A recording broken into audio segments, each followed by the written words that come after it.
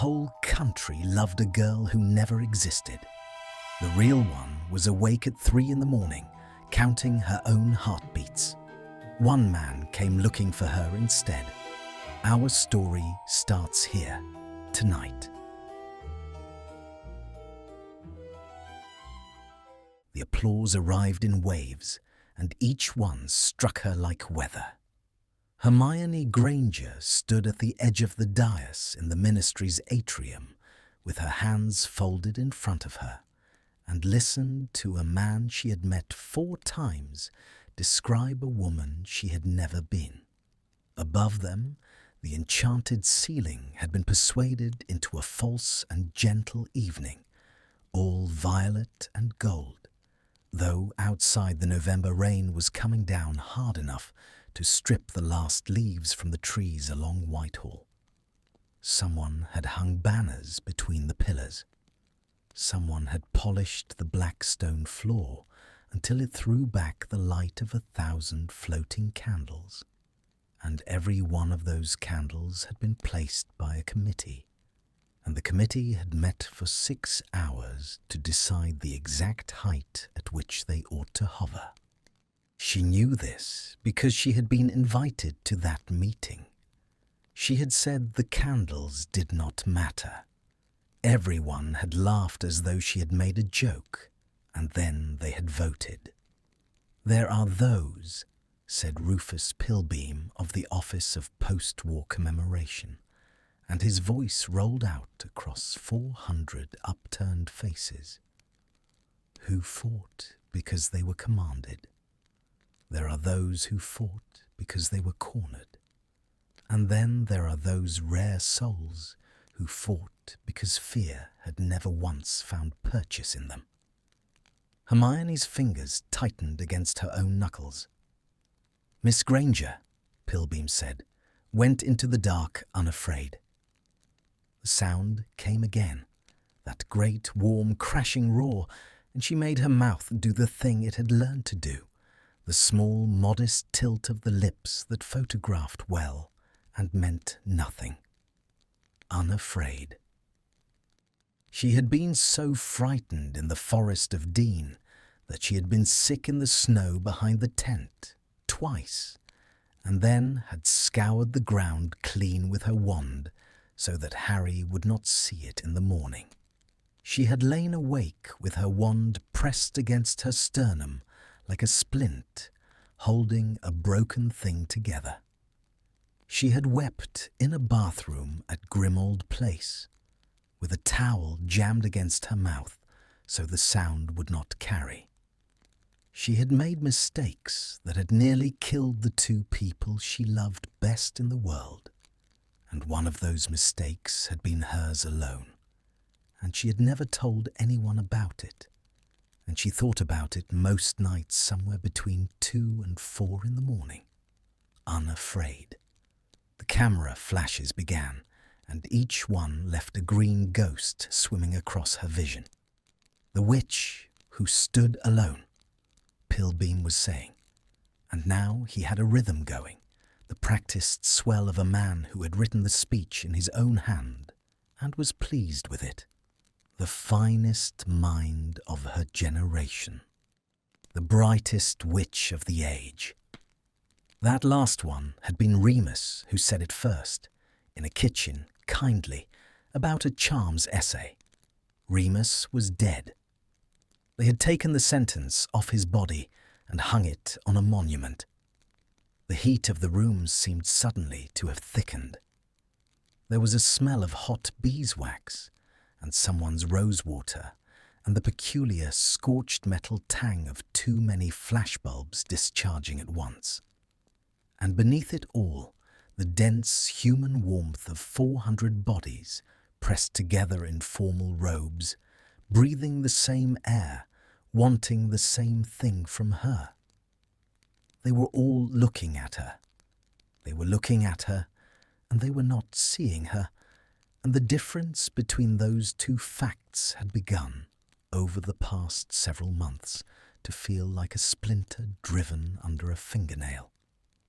"Miss Granger," Pilbeam said, turning, opening one hand toward her with the graciousness of a man presenting a monument he had commissioned himself, will now say a few words. The applause rose. And Hermione discovered that she could not breathe. It was not dramatic. That was the strange, humiliating part of it. Nothing showed. Her heart had begun to hammer somewhere high in her throat, quick and shallow and wrong, and her hands had gone cold and distant, as though they belonged to someone standing beside her. And the light was too bright, and the sound of her own name coming out of 400 mouths had turned into a physical pressure against her chest, and she was smiling, and she could not draw air past the top third of her lungs. She turned her head. Kingsley, at the far end of the dais, caught her eye and gave her a small, encouraging nod. She stepped down off the dais. She was aware of a ripple of confusion moving out from her like a stone dropped in still water, and she did not stop. She went along the front of the crowd with her chin up and her steps unhurried, because a heroine does not run, and she passed the golden fountain with its new inscription, and she passed the row of photographers and heard the shutters going like insects, and she walked into the mouth of the eastern corridor and kept walking until the light changed. The corridor was cold. It was one of the old service passages, unpolished, unbothered by the committee, and the sconces along its length burned low and blue. Her footsteps came back at her off the bare stone in a flat, hollow knock. 1, 2, 1, 2, and behind her the sound of the atrium had dulled to a thick roar like surf heard through a wall. Hermione put her back against the wall, and then her palms, and then she slid down until she was sitting on the freezing floor in 300 galleons of midnight blue dress robes that the prophet had already photographed from 4 angles. She could not get the air in. She pulled at it, and it stopped somewhere behind her collarbone and would go no further. Her hands had started to shake. There was a high, thin ringing in her ears, and her vision had begun to draw in at the edges the way a curtain draws, and the cold from the flagstones was coming up through the silk. And she thought, with the last coherent part of her mind, that if anyone found her like this, it would be in the papers by morning, and there was nothing to be done about it, and she did not care, and she could not breathe. She could not breathe.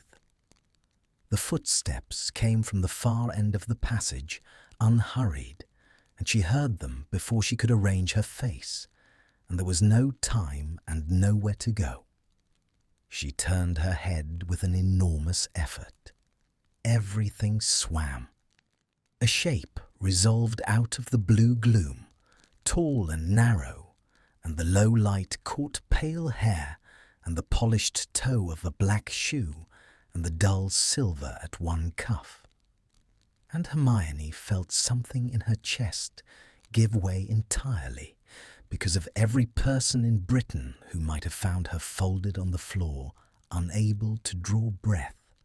This was the one she would have chosen last. Draco Malfoy stopped 4 feet away. He did not say her name. He did not crouch down and take her wrist and ask in a bright, false voice whether she was quite all right. He did not turn on his heel and go back for help, which was the thing she had braced for, the shout down the corridor, the swarm, the flashbulbs. He looked at her for perhaps 2 seconds. She watched his eyes move over her, over the hand pressed flat against her sternum, over the shaking, and she saw the exact moment he understood what he was looking at, because something behind his face shifted and closed like a door easing shut in a draught.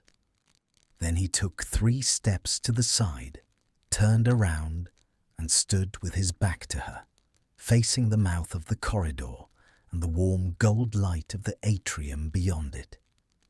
He put his hands in his pockets. He did not move again. Hermione stared at the back of his head. It took her a moment to understand, and when she did, the understanding arrived with such force that it nearly finished what the panic had started. He had positioned himself between her and the doorway. Anyone who came down that corridor would find Draco Malfoy standing in it, and would have to get past him to see anything else. And by the time they did, she would have had 10 seconds, 20, 30, to get up off the floor and put her spine against the wall and become again the woman on the dais. He was not helping her. He was blocking the view. Something about it broke the terrible upward spiral in her chest. Her lungs, which had been refusing her, took one ragged half-breath, and then another, and the ringing in her ears began to thin. The silence went on. It was not a comfortable silence, and it did not pretend to be. She could hear the surf of the crowd beyond the wall, and the small dry sound of her own breathing gradually deepening, and somewhere further off, a lift grinding in its shaft. She could smell the cold mineral smell of unheated stone, and beneath it, faintly, the ozone bite that clings to a room where too much magic has been worked in one evening. He did not look round, not once, not when her breathing hitched and she had to press the heel of her hand hard against her eye, not when a small, unbeautiful sound escaped her that she would have given a year of her life to take back. 2 minutes passed. 3. When she finally got her feet under her, the silk of her robes made a long whisper against the flagstones, and she put one hand on the wall and stood, and her knees held, and she was upright, and it was over, and she had survived it the way she survived all of them, alone and in the dark, and with no one the wiser, except that someone was the wiser. "You can turn around," she said. Her voice came out wrecked, and she hated it. He turned around. In the blue light, his face gave her nothing at all. He had grown into his features over the past year in a way she had not registered until this moment. The sharpness had settled into something quieter and more tired, and there were shadows under his eyes that no amount of Malfoy tailoring could distract from. He looked, she thought, like a man who had not slept properly since May. "You went the wrong way," he said. "That corridor ends in a records vault. There's a stair on the left, 20 yards down, that comes out on level 2 by the lifts. Nobody uses it after 7. She had been prepared for a great many things, not for that. "Why are you telling me that?" "Because in about 4 minutes, somebody is going to work out that the guest of honor has gone missing from her own commemoration, and they will send somebody to find you, and the somebody they send will be Pilbeam, who will want to walk you back in on his arm." He paused. "You would rather die." The accuracy of it landed hard. "I would rather die," she agreed. "Yes." He looked away, down the passage, at nothing. "So, the stair on the left." Hermione did not move. She was aware that her hands were still trembling, and that he could certainly see it, and she made herself stop hiding them, because hiding them would be an admission, and she had made enough of those tonight. "Malfoy, don't." "Don't what?" "Whatever it is you're winding yourself up to say." His jaw worked once. You're going to ask me not to tell anyone. You're going to make it into a negotiation, because that's how your mind runs, and you'll want to know what it costs, and you'll offer me something so that we're square, and you don't have to be in my debt." He turned his head back to her, and his eyes were flat and grey and entirely steady. "There's no cost. I'm not going to tell anyone. There's nothing to tell." "There's a great deal to tell." "No," he said, "there isn't." The two words came out with such finality that she found she had nothing to put against them. Down the corridor, the noise of the atrium swelled and then dipped, the sound of a large room reorganizing itself around an absence. "They'll want a speech," she said. She had not meant to say it. It simply arrived in her mouth and fell out of it, and she heard how thin it sounded, and she loathed herself for it. "There's a speech. It's written. It's on a card in my pocket, and I have read it 9 times, and I cannot remember a single line of it." "Then don't give it." "That isn't an option available to me." "It's an option available to everyone." He shrugged, one shoulder, a small economical movement. "You walk out of the building. You go home. Tomorrow the prophet says you were overcome by the memory of the fallen and had to be excused, and every witch and wizard in Britain finds it deeply moving, and Pilbam gets to give his own speech twice as long, which is all he ever wanted." Hermione laughed. It came out of her without permission, cracked and wet and horrified, one single syllable of laughter in a cold stone corridor, and she pressed her fingers against her mouth as if to catch it and put it back. Draco watched her do it. Something in his expression moved, very slightly, and was disciplined away. "They said I was never afraid," she said. The words came out of the place the laugh had come from, some raw, unguarded chamber that the panic had left open, and she could not stop them, and afterwards she would think about this moment for weeks and be unable to explain it, because of every living soul she might have said it to. She had said it to him. Pilbeam, just now, up there. He said fear had never once found purchase in me. He said I went into the dark unafraid. There are 400 people in that room, and they all applauded, and Kingsley nodded at me, and my parents' faces are on the wall in Australia, in a house they've only just started to remember me in, and I was so frightened during the war that I was sick in the snow, Malfoy. I was sick in the snow behind a tent in the Forest of Dean, and I cleaned it up with my wand so Harry wouldn't see.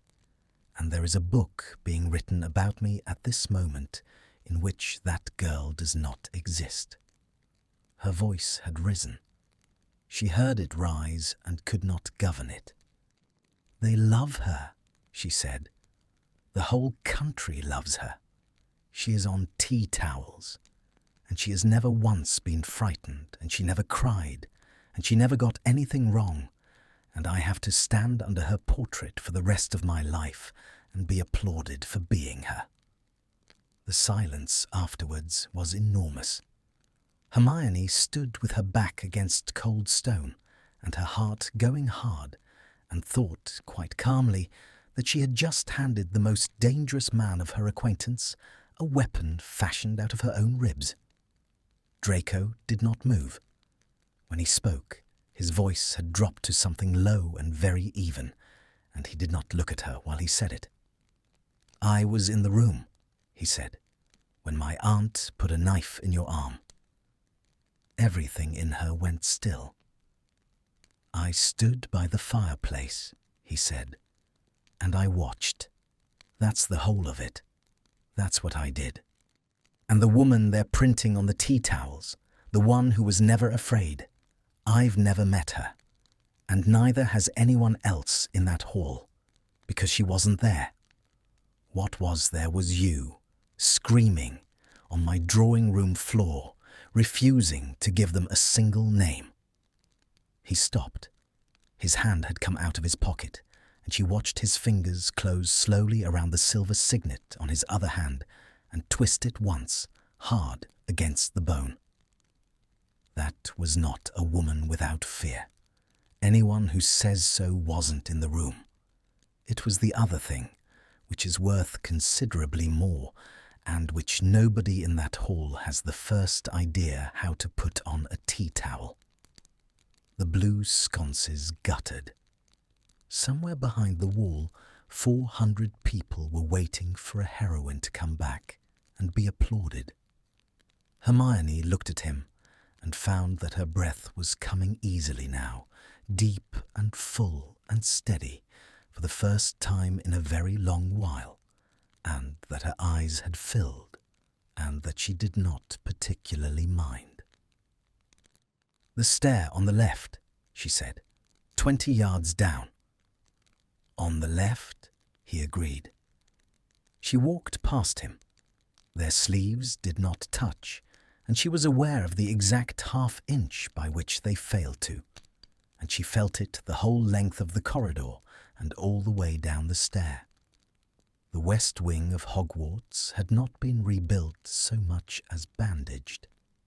By November, the scaffolding had grown up the outer wall like ivy made of iron, and the great arched window over the second gallery still wore its boards, and when the wind came off the loch at night, it found every gap in the masonry and played them all at once, a low, tuneless breathing that carried down through the stacks. The library had taken the worst of it.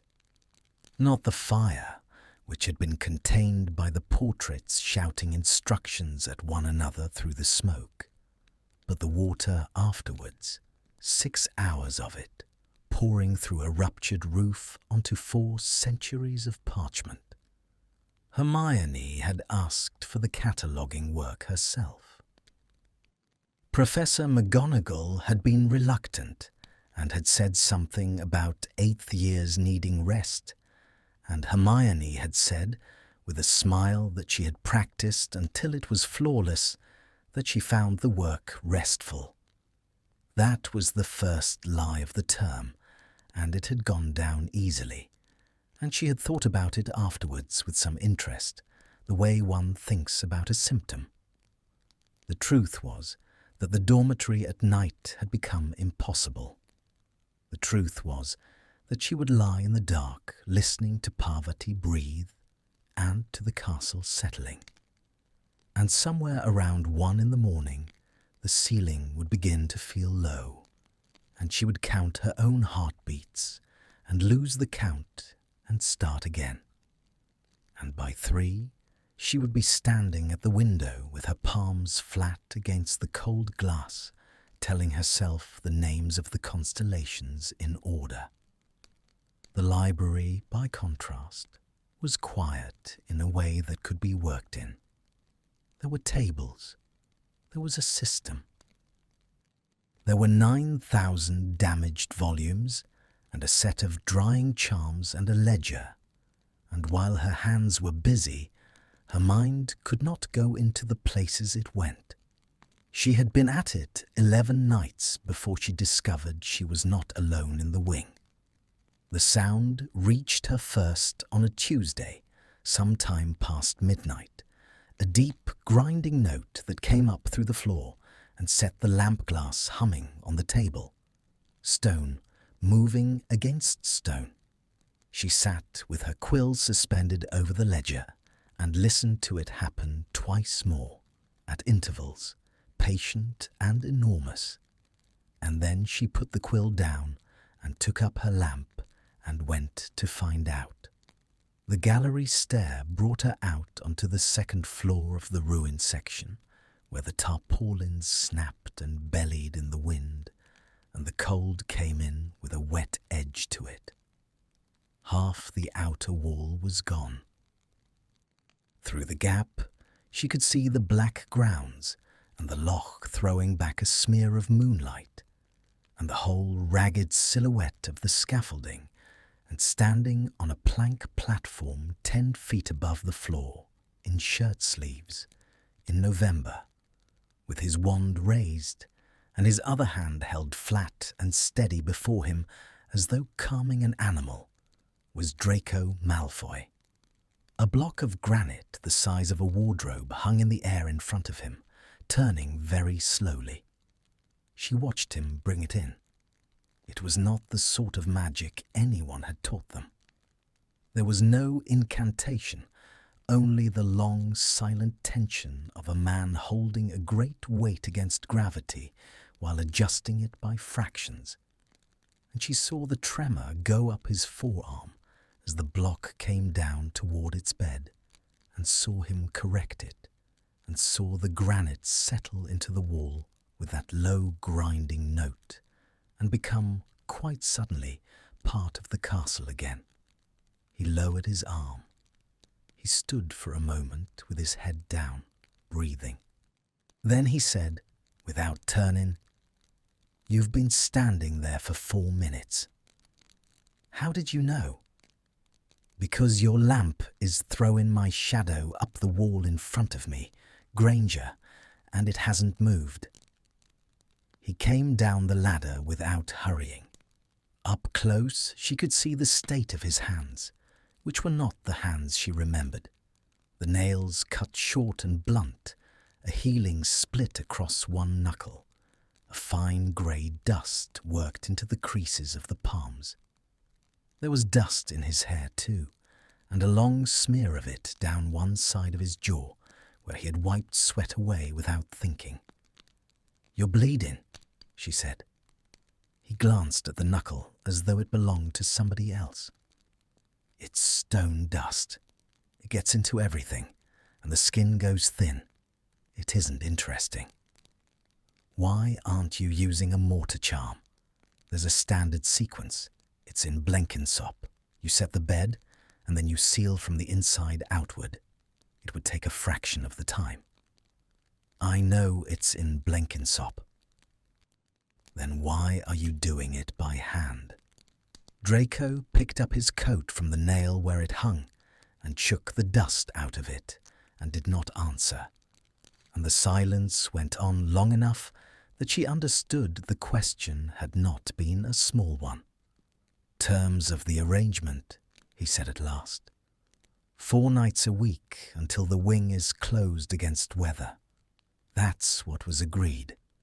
There was rather a lot of discussion about how it ought to be done.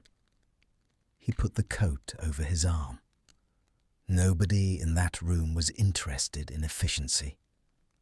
The wind came through the gap and took the tarpaulins and cracked them like sails. Hermione stood with her lamp held up and looked at the stretch of wall he had raised, 12 feet of it, maybe 15, dressed and set and true. And she thought about 11 nights of that grinding note coming up through the library floor while she catalogued water damage 40 yards away, and about how neither of them had gone to sea. "I didn't know you were up here," she said. "I know. I've been listening to you not know for a fortnight." He nodded at the floor between them, at the boards. "You talk to yourself. When you're working, it comes straight up through here." Heat went across her face. "I do not. You count. Out loud. And when a book is past saving, you say a word my mother would faint to hear." "That is a slander." "It is a transcript," said Draco. She discovered, with something like alarm, that she had almost smiled, and she reorganized her mouth at once, and busied herself with the lamp, adjusting the wick that did not need adjusting, turning it up and then down again to precisely where it had been. He watched her do it. He did not comment. "I'm going to say something," Hermione said, "and I would like you to let me say it, and not to be clever. That's a great deal to ask of me at 1 in the morning. The ministry, The corridor. She made herself look at him. 3 weeks ago. I remember the general shape of the evening. You said there was nothing to tell. I want to know whether that's still true, because there was a piece in the Prophet on Sunday about my health, about how the strain of public life has been noticed by those closest to me, and I have spent 4 days working out where it came from, and I need to know it wasn't you. She had rehearsed the sentence. It came out harder than the rehearsal, flatter, with something in it she had not intended, and she saw it land. Draco went very still. "Ah," he said, "I'm not accusing you. I'm asking." "No, you're accusing me. You're just doing it politely, which is worse." He drew the coat on, one arm and then the other, unhurried, and when he had finished, he looked at her, and his face had shut in the way she had seen it shut in the blue corridor. "You want the answer. Here it is. I have told nobody. I will tell nobody. If the entire assembled press of Britain had me under veritas serum, I would tell them that I saw you leave the hall, and I assumed you had gone to find a lavatory, and I would let them keep pouring. Malfoy. And the reason you don't believe me," he went on quite calmly, "is not that I've given you cause in the last 6 months. It's that if the position were reversed, you would at least have considered it. Not done it. Considered it. And that is a fact about people, Granger, not a fact about me. And you know it perfectly well. And you'll go on interrogating me anyway, because it's cheaper than interrogating whoever actually did it." The wind dropped. The tarpaulins fell slack against the scaffolding, and the sudden quiet was worse than the noise had been. "It was Pilbeam's office," Hermione said. Obviously, it was Pilbeam's office. "They're managing the narrative ahead of the biography. A little softness, a little strain, so the country feels protective." She heard her own voice go thin and hated it. "They want people to worry about me. It plays well. It makes the monument human without making her real?" "Yes. And I let them do it. That's the part. I sat in a chair in a room in London on Thursday, and a woman with a clipboard explained the strategy to me for 40 minutes. And I said, 'Thank you.'" She looked at her hands. "I have never in my life sat in a room and said thank you to something like that." Draco was silent for a while. "You should go back down," he said. "You've been on your feet since 7. Don't do that." "Do what?" "Manage me. Everyone manages me. Harry manages me. Ginny manages me. McGonagall watches my plate at dinner." She lifted her chin. "You were the only person in Britain who didn't, and you were doing so well." Something crossed his face then, quick and gone before she could name it. "Fine," he said. "Then here's the unmanaged version. You catalogue 9 hours a night and sleep 4. And I know it's 4, because the light goes out down there at 3:30, and I hear you on a stair at 7:30, and you're doing the work of 2 people, because if you stop moving, you'll have to sit down with something, and I have no idea what it is, and it isn't my business." He picked up his tools, the chisel and the folded rule, and stowed them without looking at them. "But I know the shape of it from the other side, because I do this instead of sleeping. So, there, 2 people not sleeping in the same building. It's a very great deal less interesting than either of us would like it to be." He went past her toward the stair. "Malfoy." He stopped. "The Blenkinsop sequence," Hermione said. "The mortar seal. It's a 2-wand casting. It cannot be done alone. That's why nobody uses it anymore." She turned the lamp up properly at last, and the light went out across the raw wall and the granite he had set that night. "I'm here until 3:30, regardless." For a long moment he did not move at all. "You would have to be exact," he said. "It goes wrong if the second wand is late." "I have never in my life been late." "No," said Draco slowly. "I don't suppose you have." He came back. The biographer's name was Cordelia Vance, and she arrived at Hogwarts on the last Friday of November with a leather case, a self-inking quill, and the unhurried confidence of a woman who has never once been refused an interview. They gave her the small parlour off the staff corridor, the one with the good fire and the bad chairs. Hermione arrived at 2, having lain awake since 4 the previous morning, and sat down opposite her with her hands folded and her face arranged, and Vance smiled at her for 11 seconds without speaking, which Hermione understood to be a technique. "I've brought the first 8 chapters," Vance said. "You asked to read before we went further.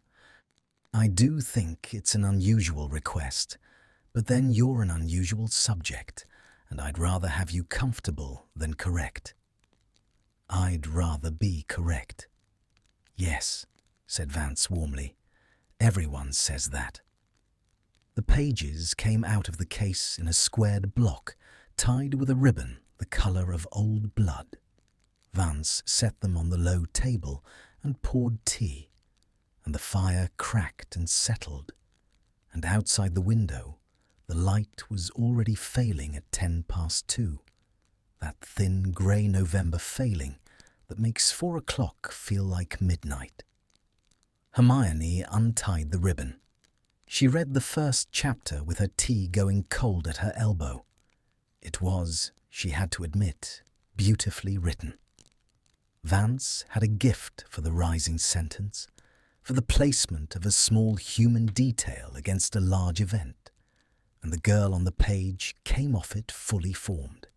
Quick, brave, dryly funny, unshakable.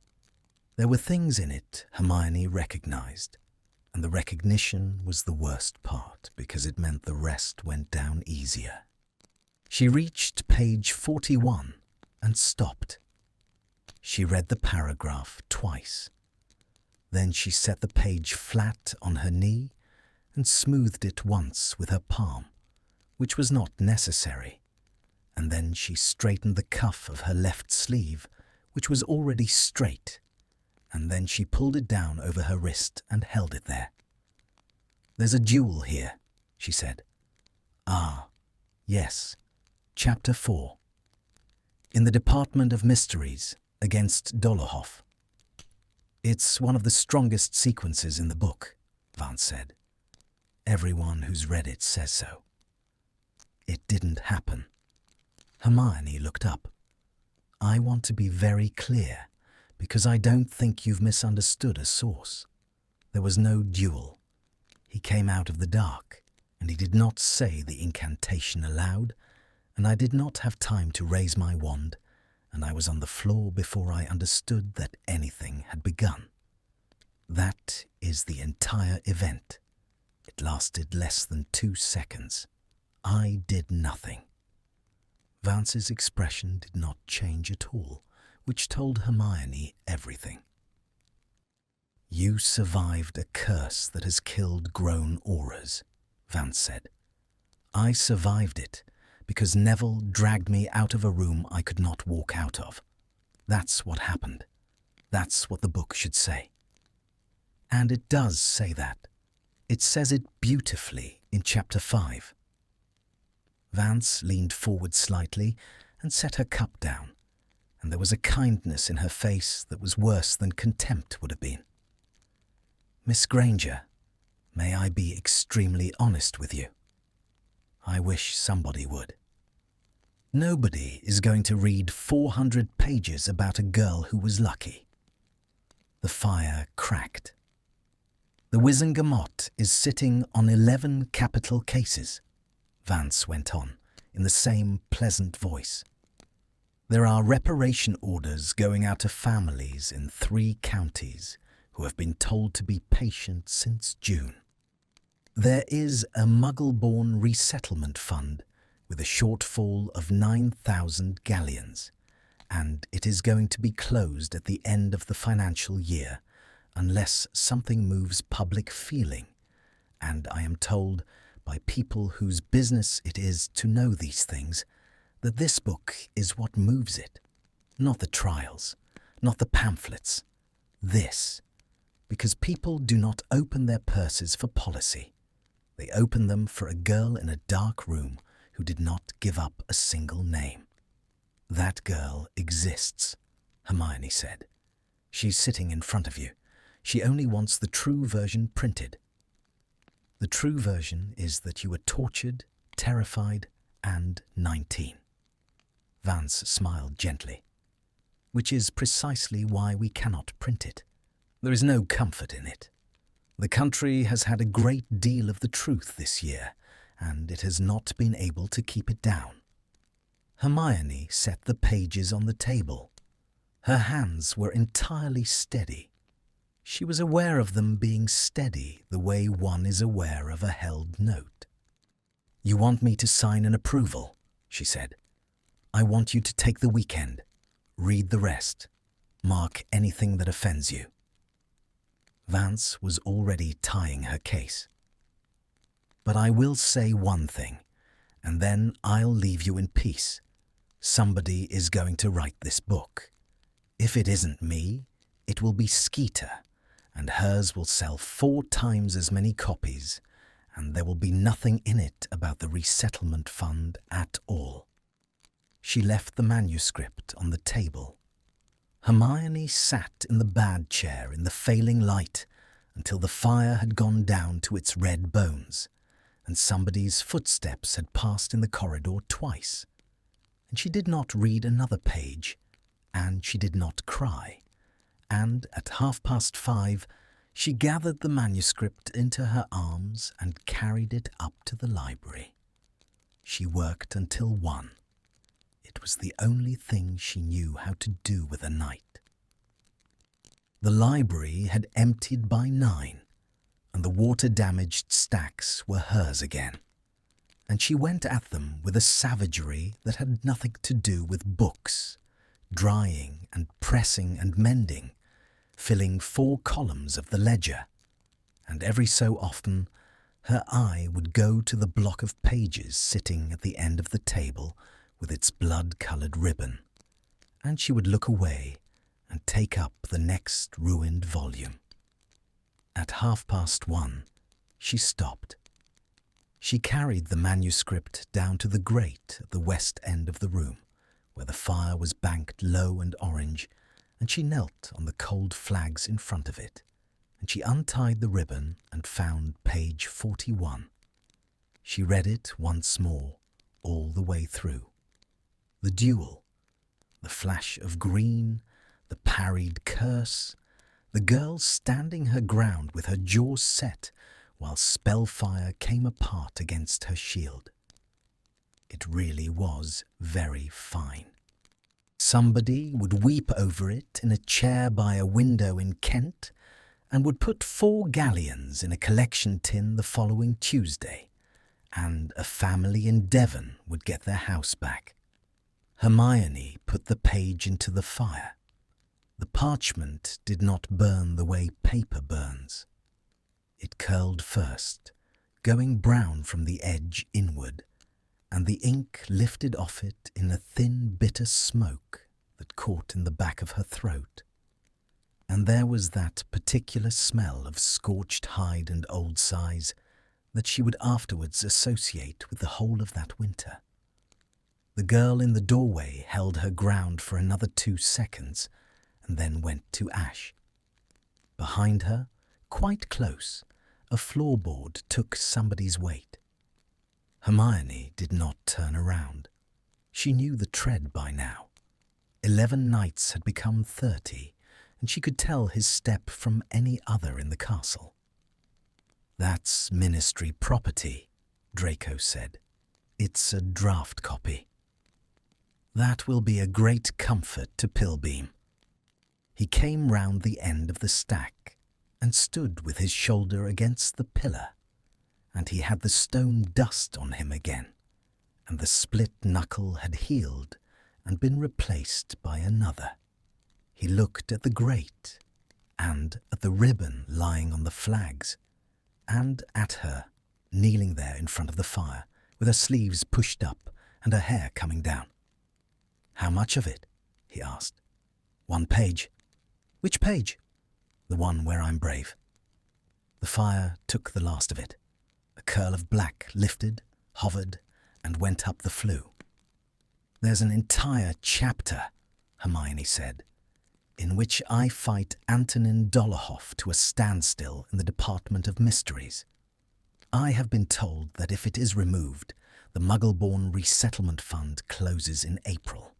I have been told this by a woman who was perfectly polite about it, and who is, as far as I can tell, entirely correct." She sat back on her heels. "So, I have burned 1 page out of a draft in a locked library at 2 in the morning, where nobody can see me do it. That is the extent of my courage. You can put that in the book." Draco was quiet. She waited for it, braced, because she knew what came next. It always came next, from everyone. Harry would have said she was being too hard on herself. Ginny would have said she should tell them all to go hang. McGonagall would have said something about the greater good in a voice that made refusal impossible. "Was it a good chapter?" he said. Hermione looked up at him. "What?" "The duel. Was it well written?" "It was." She stopped. "It was extraordinarily well written. That's why I burned it. If it had been badly done, I could have argued with it." "Yes," said Draco. "That's what I thought."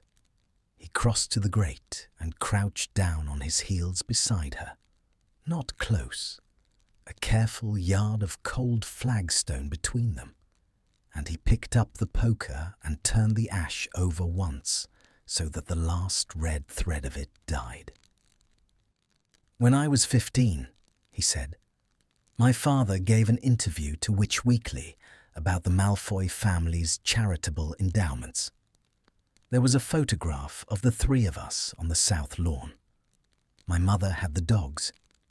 I had been told to look pleasant and to say nothing, and I looked pleasant and said nothing, and it ran over 6 pages, and for about a fortnight afterwards, people were extremely warm to me in Diagon Alley." He set the poker back on its hook. "I have thought about that fortnight rather a lot since. Everyone was so pleased with a boy who did not exist, and I could not for the life of me work out why it made me feel worse instead of better, because I was 15 and an idiot. And it took me until roughly this spring to understand that being adored for a lie is the loneliest thing that can happen to a person. It is lonelier than being hated. When they hate you, at least they've met you." The fire ticked in the grate. Hermione discovered that her eyes had filled, and that she was not going to be able to stop it this time, and she did not look away from the flames, and neither, mercifully, did he. "I don't know how to be a person anymore," she said. "I know how to be her. I've got very good at it, and every time I open my mouth in front of a camera, I make her a little more real, and myself a little less. And one day there won't be anything left down here at all, and everyone will be so pleased." "There's something left." "How would you possibly know?" "Because I'm looking at it," Draco said. "On the floor, at 2 in the morning, with soot on its hands." She turned her head. He was already turning his, and for a moment neither of them said anything at all, and the fire threw its low red light along the side of his face and caught the pale of his eyes, and the yard of cold flagstone between them seemed to draw in, and Hermione felt the whole surface of her skin come awake at once, as though the air itself had picked up a charge. Then, from the far end of the library, the great door groaned on its hinges, and a lamp came bobbing between the stacks, and Madame Pince's voice said sharply, "Who is in here at this hour?" Draco was on his feet before the second syllable. By the time the lamp reached them, he was 10 paces off with a book in his hand, and his face composed into perfect insolence. And Hermione had risen and shaken out her skirts, and become, in the space of 4 seconds, precisely the young woman the Daily Prophet believed her to be. She caught his eye once over Madame Pince's shoulder as they were turned out into the corridor, and neither of them smiled, and the look held rather longer than it needed to. The storm came up out of the west on the 8th of December and stayed for 3 days. It was not the sort of weather the castle usually bothered with. This one had teeth. It came across the loch in long grey walls and broke against the west face, and by the second night the water had found a seam in the tarpaulins on the second gallery and was coming through in a steady rope, and every candle in the wing guttered sideways at once whenever the wind changed. Hermione found him at 11, alone, standing in an inch of standing water with his wand raised and his shirt soaked black across the shoulders, trying to persuade a sheet of oiled canvas to lie down against a hole in the roof. "That won't hold," she said. "I'm aware. It's not a sticking charm you want. It's a repelling ward set at the stone, not the canvas. You're trying to hold the cloth in place, and the cloth is the least important part of it." Draco lowered his arm and stood breathing for a moment with the rain coming down on him through the ceiling. "Go on then," he said. She came up the ladder with her hair already flattening against her skull and set her wand against the wet granite, and it took the two of them 9 minutes and 4 attempts, and when it finally caught, the ward went up with a sound like a held breath released, and the rain stopped mid-air 3 feet above the boards and slid off sideways into the dark. They stood underneath it, dripping, looking up. "You're shaking," Draco said. "I'm cold. So are you." "Yes." He wiped his face with his forearm, which did nothing. "There's a room." The room was the old cartography store on the floor below, a stone box 11 feet square with 1 deep window and a small iron grate and shelves of rolled charts that had been declared beyond saving in June. Somebody had put a table in it. Somebody had, at some point, put a chair in it and never taken the chair away.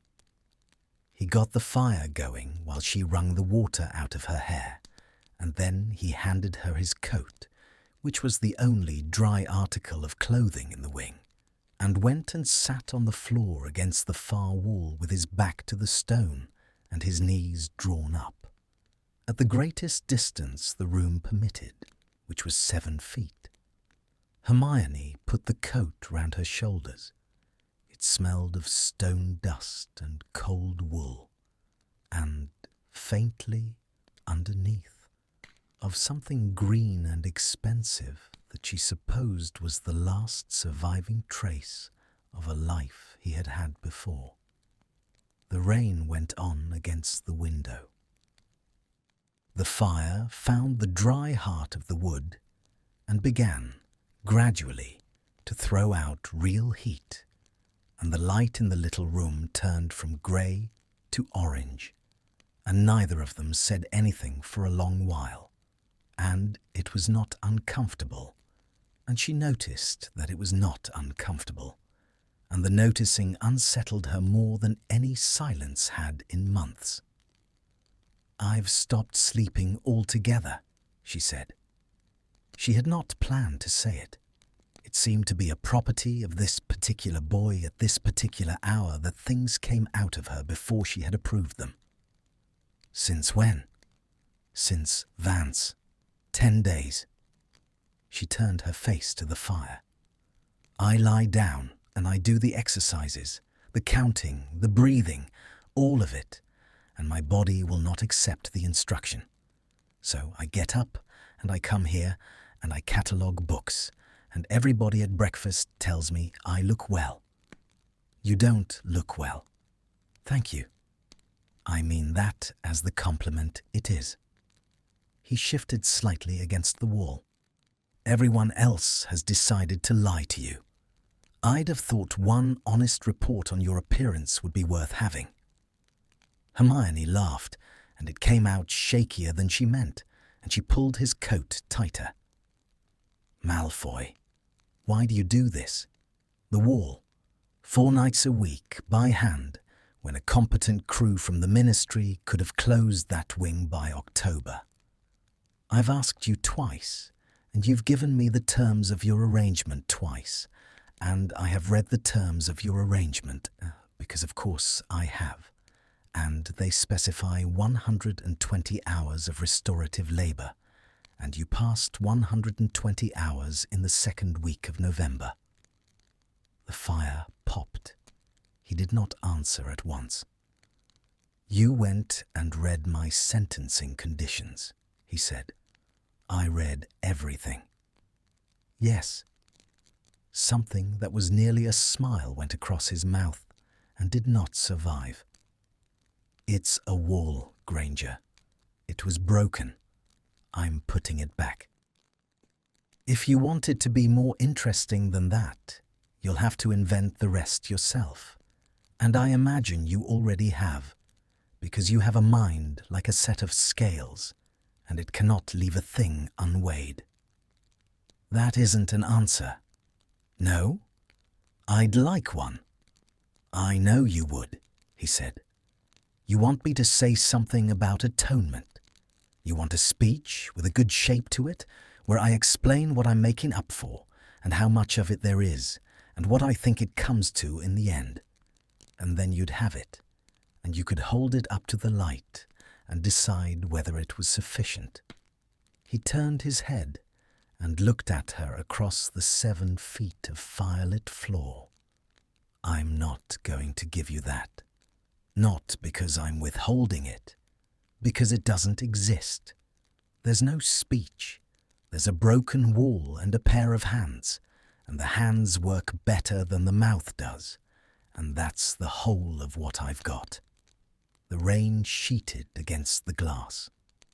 "That's more honest than anything anyone has said to me since May," Hermione said. "Then the standard is low." "The standard," she said, "is catastrophic." She drew her knees up under the coat and set her chin on them, and she looked into the grate, and she understood with a kind of quiet horror that she was about to say the thing she had never said aloud to a living soul, and that she was going to say it to Draco Malfoy in a cartography store at midnight, and that some part of her had been walking toward this room for weeks. "There's something in the book," she said, "that they got right, and I wish to God they hadn't." "Go on." "In the tent, in the forest, there's a passage about the night Ron left." She pressed her thumb hard into the seam of her own palm. "Vance writes that I stayed, that I chose Harry, that I chose the mission, that I made the hard and correct decision and never wavered. And people will read that, and they'll think it was courage. It wasn't." "I ran to the tent flap," Hermione said. "I got there. I had my hand on the canvas, and Ron was 15 yards off in the dark, and I could still hear him, and I wanted to go with him so badly that I could not feel my own hands. That is the truth. I did not stay because I was brave. I stayed because I froze, and by the time my body would move again, he was gone, and then it was too late, and afterwards everybody called it loyalty. The fire cracked. She kept her eyes on it. I've never told anyone. Not Harry, not Ron, and I very nearly did this summer when we were working out how to stop trying. I have watched a nation build a monument on top of 2 seconds in which I could not make my legs work, and I sit at the head table and I let them, and there is a girl on a tea towel in Diagon Alley who did not freeze, and she is going to outlive me. The rain filled the silence. Then Draco said quietly, "I'm glad you're not the way they describe you in the newspapers." Hermione lifted her head. "What? You heard me. Say it again."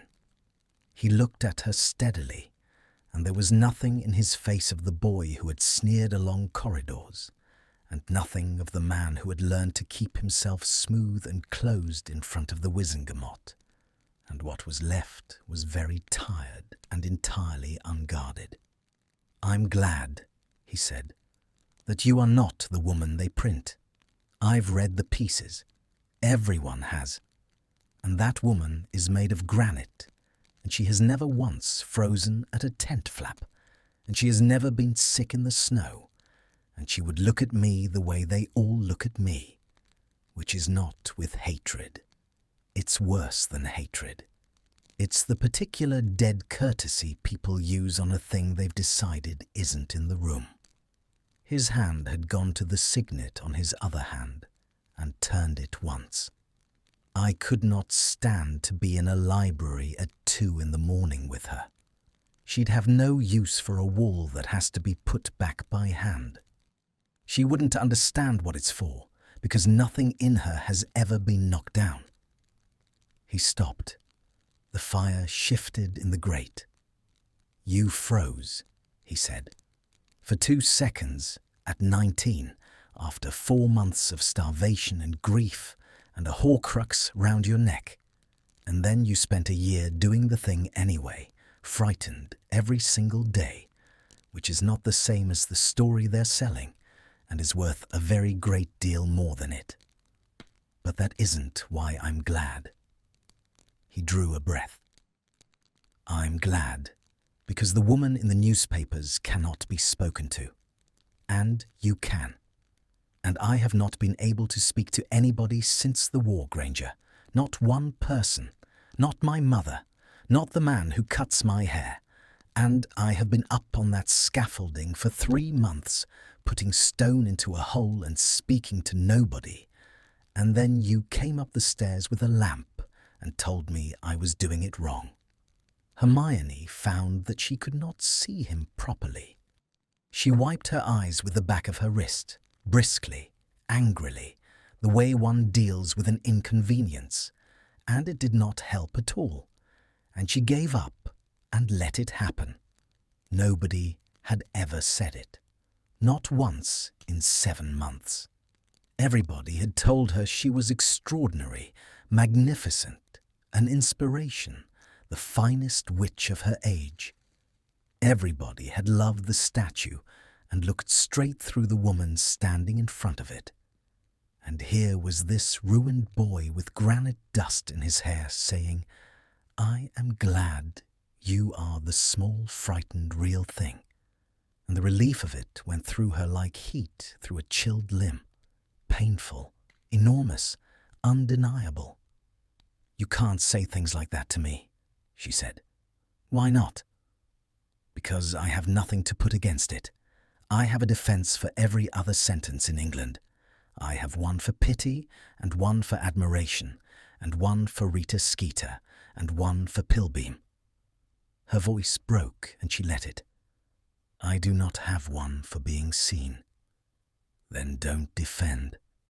That is not a thing I know how to do." "No," Draco said, "nor I." The wind came round the west face and found the window and shook it in its frame, and the fire flattened and stood up again, and neither of them moved for a long moment. Then Hermione got up, in his coat, with the firelight behind her, and crossed the 7 feet of floor, and sat down on the flagstones beside him, with her shoulder not quite touching his.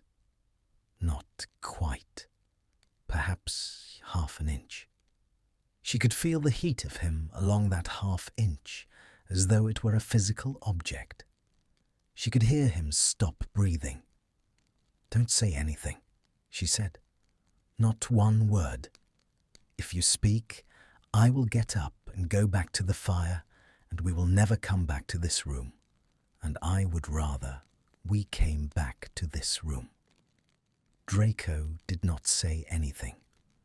After a long while, very slowly, as though moving towards something that might bolt, he turned his hand over on his knee so that the palm lay open on the stone between them. Hermione looked at it for the length of a dozen heartbeats.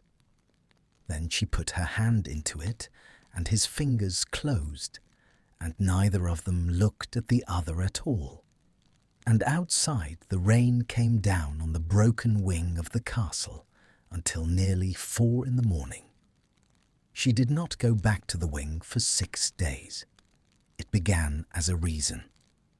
There was a charms essay of 40 inches on the theory of sympathetic anchoring, and the Hogsmeade weekend, and a letter from her mother in Sydney that took 2 evenings to answer because every sentence had to be inspected for weight before it went in. There was, on the Wednesday, a genuine, unavoidable summons to London. By the Thursday, it had stopped being a reason and become a decision, and Hermione knew the exact hour at which the change had occurred, because she had been sitting in the great hall at breakfast with her hand round a cup of tea, and she had looked at her own fingers, and she had thought about how they had felt inside somebody else's, and the floor of her stomach had dropped away, and she had thought, no, not because it was Malfoy. That was the lie she tried on first, and it did not fit. And she was too rigorous a person to wear a thing that did not fit for more than a day. Because he had seen her. That was the whole of it. She had spent 7 months being applauded by a nation, and there was a version of loneliness in that which she had learned to inhabit, the way one learns to sleep in a cold room. And it had been survivable, and it had been hers. And then a boy with stone dust in his hair had looked at the actual woman on the actual floor and said he was glad, and something in her had come open that she did not know how to close again. And it turned out that being seen was not a comfort. It was an exposure. It was standing on a lit stage with the curtain up and no lines. She could manage the whole of Britain. She could not manage one person who knew. On the 6th night, she went back up to the wing because she could not sleep and there was nowhere else. And she went with the intention of being pleasant and distant, which she had rehearsed twice on the stair. She got as far as the gallery and found the work lamp lit and the second gallery closed against weather, every board sealed, the ropes coiled, and a fresh course of granite standing where the gap had been. He was not there. He had left a slate propped against the wall with a diagram chalked on it, the Blenkinsop sequence, second wand marked in a neat hand, and beneath it, in the same hand, when you are back. She stood and looked at that for a long time. Then she went down to the library, and on the table where she worked in the pool of lamplight, there was a book. It was the Kinver Ariadne, the 1603 folio, the worst casualty of the flood. She had catalogued it in October and written beyond recovery in the ledger, and had felt, absurdly, that she had signed a death warrant. The spine had been water-rotted to pulp. It had come apart in her hands. It was not apart now. Somebody had taken it to pieces properly, quire by quire, dried each one flat, and resewn the whole of it on new cords with a linen thread. The old boards had been retained and rebacked. It was not a professional job.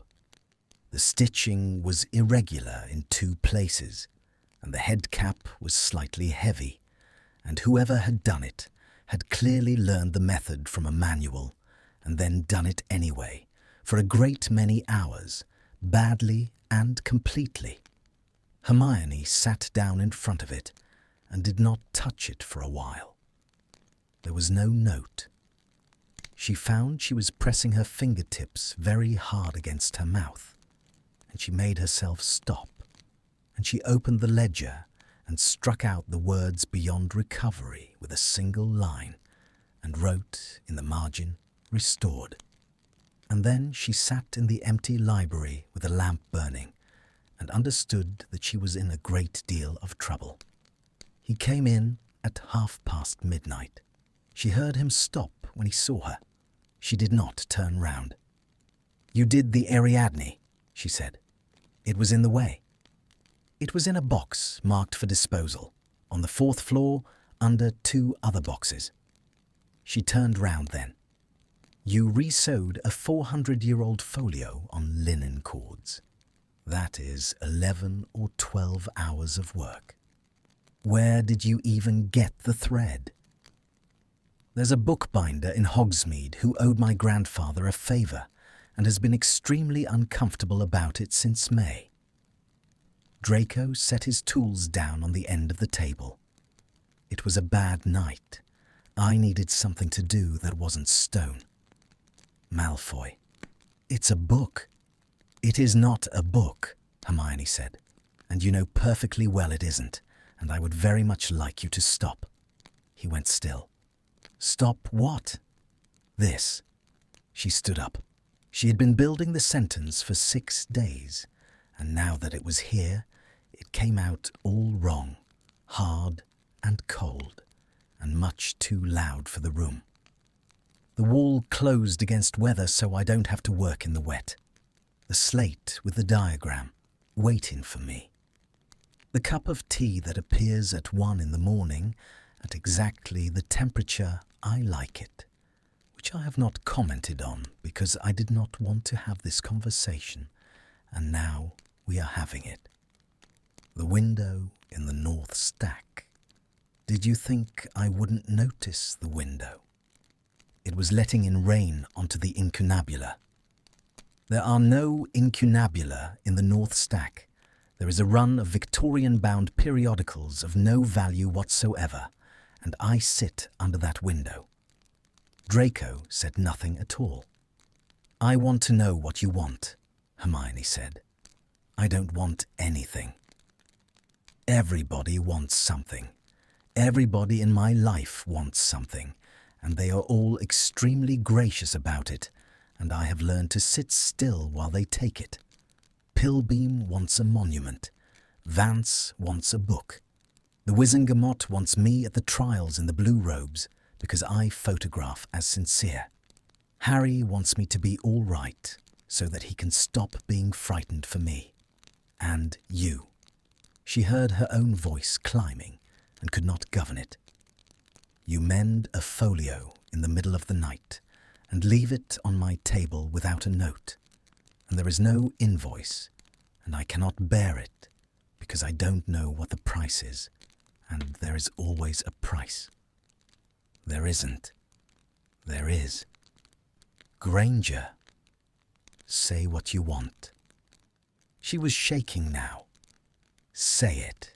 Say I owe you. Say you'd like the great Hermione Granger to speak for you at your appeal, because that would be worth something, wouldn't it? That would be worth a very great deal. One word from the tea towel, and half the Wizengamot changes its mind. Say that. I would find it an enormous relief. The words went out of her and hit him, and she watched them do it. For a moment his face did not change, and then it did, in a small and terrible way. Something under the surface of it simply withdrew, and what was left was very smooth and very polite. And Hermione understood that she had seen this face before, in a courtroom in July, when a man in plum-coloured robes had read out a list of things done in his house. "No," Draco said quietly. "No what?" "No, I won't say it, because it isn't true, and because if I said it, you would be able to sleep tonight, and you have not slept properly in 10 days, and I am not going to buy you a night's rest with a lie." He picked up his tools. "Don't," she said. "You've asked me to stop. I'm stopping." "That isn't what I—" "It is exactly what you said." He was not looking at her. He was winding the strap round the roll of chisels with steady hands, and his voice had not risen once. "And you were right to say it, so I'd be grateful if you didn't take it back out of pity in the next 4 seconds, because I would rather have the version where you meant it." He got as far as the end of the stack. Then he stopped, with his back to her, and stood for a moment in the dark between the shelves. "I'll tell you what the price is," he said. "Since you can't work without one, and since you'll be up all night doing the arithmetic otherwise. Here it is. There is one place in this castle where I am not the thing that happened in the drawing room. It is this room between 11 at night and 3 in the morning, when there is one person in it who has seen the worst of me and speaks to me anyway. That's the price. That's what I'm taking. I've been taking it for a month, and I did not ask permission, and I understand that it's a great deal more than a folio is worth." The lamp guttered. "You may have it back," he said. "The walls closed, the wings weather-tight. There's no reason for me to be in this part of the castle after tonight." He went. Hermione stood in the middle of the library with her hands open at her sides and listened to the hollow knock of his footsteps going away down the length of it. 1, 2, 1, 2, and the great door groaning, and then nothing at all except the settling of the castle and the rain that had come back with the small hours. She sat down. She sat for perhaps 20 minutes without moving, and the lamp burned down, and the restored folio lay in front of her with its irregular stitching, where somebody had learned a craft out of a manual in one night, because he needed something to do that wasn't stone. Then she put her face in her hands and wept, properly, without a towel, without a locked door, the way she had not done since the forest, and there was nobody at all to see her do it, which was the thing she had spent 7 months arranging, and which turned out to be exactly as unbearable as she had always suspected. She found him on the 7th floor at 4 in the morning. He was sitting on the cold flags in the corridor outside the closed wing, with his back against the wall and his forearms on his knees, doing nothing. And he did not look up when she came round the corner and stopped 10 feet away. "I was frightened," Hermione said. Her voice was still ruined from the crying, and she made no attempt to hide it. "Everyone in the world looks at me and sees a woman who has never been frightened of anything. And you looked at me and saw the other one. And I have spent 6 days finding reasons not to walk up that staircase. And tonight I came up it and said the cruelest thing I have ever said to anybody, because you left a mended book on a table." She swallowed. "I have never once in my life been given something without an account attached, Malfoy. Not once. Not by the Ministry, not by the Prophet, not by anybody since May. So when you did it, I looked for the account, and when I couldn't find it, I decided that the fault was in you and not in me, because that was the version I could survive." He still had not looked up. "You called it the worst of you," she said. "The drawing room. That's not what I see when I look at you, and I have thought about it a great deal, and I am not saying it to be kind. I was on that floor. I remember where everybody stood." She took a breath that shook badly. "Come back to the library." The silence went on so long that she thought he was not going to answer. Then Draco raised his head, and his eyes were red-rimmed and entirely dry, and he looked at her for a long moment in the grey light coming through the arrow slit. "Say the last part again," he said. "Come back to the library." "Yes," he said. "That part." The letter came on the second morning of the holidays, and it was addressed to her in a ministry hand. Malfoy Manor, Wiltshire. Inventory and disposal of seized property. Phase 3. As a person whose testimony was entered into the record concerning events at the above address, Miss Granger was entitled to attend, should she wish, on the 4th of January between the hours of 10 and 4. She read it 11 times. She told nobody. That in itself was information, and she noted it the way she noted everything, and then she declined to examine it, which was not like her at all. The gates of the manor stood open on the 4th of January, and the drive was rutted with cart tracks, and the yews along it had not been cut since the summer, and had gone shaggy and wild. There was frost on everything.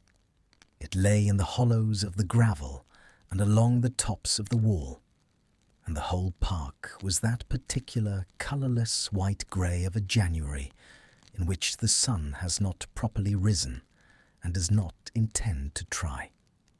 2 ministry clerks were loading a hall table into a crate on the front steps. Inside, the great house had been stripped of 9/10 of what it was, and the walls showed it.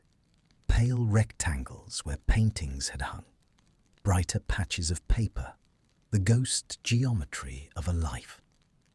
Their footsteps came back off the bare boards with a sound like something dropped in an empty church. A clerk pointed her down the west passage without looking up from his ledger. The drawing-room doors were open. Hermione stopped on the threshold and put her hand flat against the frame, and stood there while her body did the things her body did. The heart first, then the hands.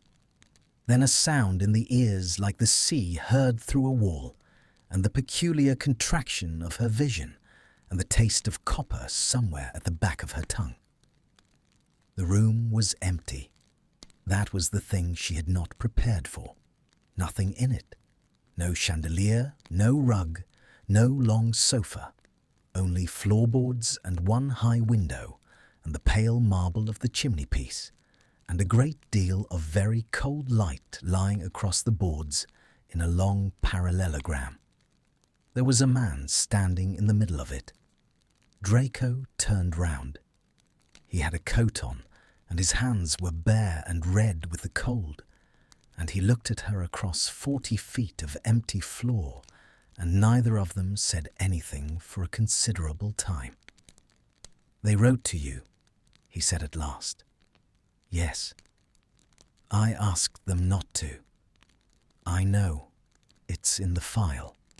Objection noted and overruled, on the grounds that the testimony of the injured party takes precedence over the preferences of the household. Her voice came out flat and thin, and she was glad of it. I read everything, Malfoy. So, you keep saying. She made herself come into the room.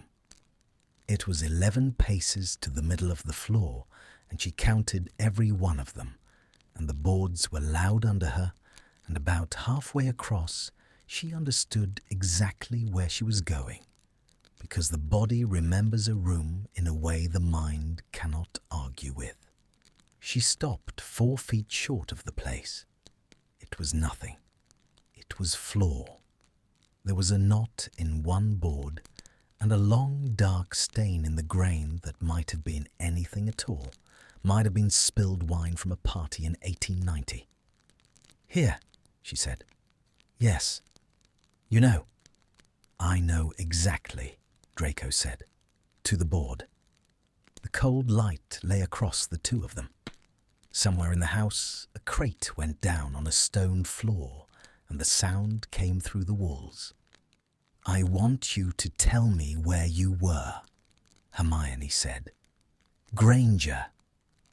Not to punish you. I need to know whether the thing I remember is the thing that happened, because I have carried a version of that afternoon for 2 years, and I have never once been able to test it against another person's, and everyone who was in this room is dead or in Azkaban or you." She had begun to shake, and she let it happen. "Tell me where you stood." He did not move for a moment. Then he turned and walked to the chimneypiece and put his hand on the cold marble. "Here. The whole time. The whole time. And your mother?" "By the window. She had her back half turned. She has never spoken to me about it, and I have never asked her." His hand tightened on the marble edge. "My father was by the doors. Bellatrix was where you're standing. She had you on the floor with her knee on your arm, and she was asking about a sword, and when you gave her an answer she did not like, she used the knife, and when that produced an answer she still did not like, she used the wand." "How long?" "Granger. How long?" 11 minutes, said Draco. Hermione closed her eyes. "I thought it was longer," she said. "In my head it goes on for about an hour. I have never been able to get it down under an hour." "It was 11 minutes. I know because there was a clock on the mantel and I looked at it. And I have thought a great deal since about the fact that of everything I could have been doing, what I was actually doing was looking at a clock." "What else?" "You want the whole of it." "I want the whole of it." He was quiet for a moment. "You looked at me," he said. "Twice. The first time was early, when she asked whether they'd been in my vault, and I said I didn't know, and you looked straight at me across the floor, not pleading. I've gone over it several 100 times, and there was nothing in it that was asking me for anything, which was worse. And the second time was at the end, after she'd cut you, when Wormtail went down to the cellar. You turned your head, and you looked at me, and your eyes went past me to the fireplace and back, and I understood that you were counting exits on the floor, bleeding, with your arm open. You were still working." Hermione opened her eyes. "I don't remember that." "No," Draco said. "I imagine not. I have never been able to forget it. It sits behind everything." His hand came off the marble, and he looked at it as though it belonged to somebody else. "I have been asked formally under oath in a courtroom to account for my conduct in this house, and I did that, and there was a legal outcome, and the legal outcome does not touch any part of what I am telling you. I stood by that chimneypiece for 11 minutes with a wand in my pocket, and I did nothing, and there is no arrangement of words that improves it, and I've stopped looking for one." "Why didn't you?" she said. That is the correct question, and I've never had a clean answer to it. Fear, obviously. Not of dying, though that too. Of what she would have done to my mother, who was standing 8 feet away with her back turned because she couldn't watch and couldn't leave. He shook his head slowly. But underneath that there was something else, and it is the part I would prefer not to say to you. Say it. I did not think it was possible, Draco said. Not permitted. Possible. I had lived in this house for 17 years, and there were things that occurred in it, and one did not intervene in them. And by that afternoon, my imagination had been so thoroughly furnished by the people in this room that the option of raising my hand simply was not present in it. It was not that I chose wrongly. It is that I could not locate the choice, and I have spent 2 years hunting. For the moment I lost the ability to see it, and I cannot find that either, because it was not a moment. It was 17 years. The frost ticked on the high window. That's the closest thing to an explanation I've got, he said, and I want to be extremely clear that I do not offer it as one. Hermione stood in the parallelogram of cold light and found that she was crying without any noise at all, which was a thing she had not done since she was a child. They're going to unveil a monument on the 20th, she said. In the atrium. There's a plinth, and there is a figure on it in bronze, 9 feet high, and it has my face. I've seen the maquette. She is looking upward with her chin lifted and her wand raised, and her sleeve is rolled back, and her forearm is smooth. Draco went very still. Smooth, Hermione repeated. I asked the sculptor about it. He said the scar was considered, and that a decision was taken at a senior level, and that a monument ought to speak of triumph and not of injury. She wiped her face with the back of her hand. So, on the 20th of January, they are going to unveil a 9-foot bronze woman with my face and no scar, and I am going to stand underneath her in blue robes and thank the country for its kindness. Show me, he said. What? Your arm. The words went through the empty room, and everything in her seized, and she felt the old automatic reflex go through her hands, the pulling down of a sleeve, the smoothing of a cuff, the reflex of 2 years. She did not do it. She looked at him for a long moment. Then she undid the button at her left wrist and turned the cuff back, once, twice, and pushed the wool up past her elbow and held her arm out into the cold light of the room in which it had been made. The word sat there. It had faded from red to a raised silvery white, and it would never do anything else, because cursed steel does not permit healing, and it ran from the inside of her elbow almost to her wrist, in a hand that had been in no hurry. Draco crossed the room. He came slowly, and he stopped an arm's length away, close enough that she could see the frost red at the edges of his ears, and the shadows under his eyes, and the fine grey stone dust that never entirely left the creases of his knuckles. He looked at it for a long time, and did not flinch, and did not look away, and there was no pity in his face at all, and that, she understood, was why she could bear it. "May I?" he said. It was not really a question. It came out too quiet to be one. Hermione did not say yes. She did not trust her voice. She turned her wrist over instead, an inch, so that the whole length of it lay open to him, and that was the answer, and they both knew it. His hand came up. He did not touch the scar. His fingertips stopped perhaps 1/4 of an inch above it, and he moved them the length of the word, slowly, from the elbow to the wrist, tracing it in the air, and she could feel the heat of him crossing her skin like breath, and every hair on her forearm rose, and neither of them breathed at all.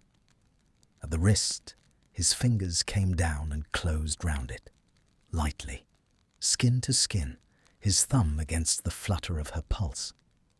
"They can put whatever they like on a plinth," Draco said. "This is what happened in this room." Hermione made a sound she did not recognize and stepped forward, and her forehead came to rest against his collarbone, and his other arm came round her and held, and she stood in the middle of the drawing-room floor at Malfoy Manor, and shook, while a boy who had watched it happen kept his hand closed round her wrist and did not let go. Neither of them heard the clerk in the passage until he was in the doorway, ledger in hand, mouth already open, and the pause that followed was so complete that the frost on the window seemed to make a sound. The clerk's name was Dennis Follett. He was 23 years old, and he was engaged to a girl in the flu regulation office who had a cousin at the Prophet. It took 4 days. The photograph ran on the 9th of January on the front page, above the fold, and it had not been taken in the drawing room at all. Somebody had waited outside the gates of the manor in the cold with a long-lensed charm, and had got them coming down the drive afterwards, walking a foot apart, not touching, her sleeve buttoned, his hands in his pockets.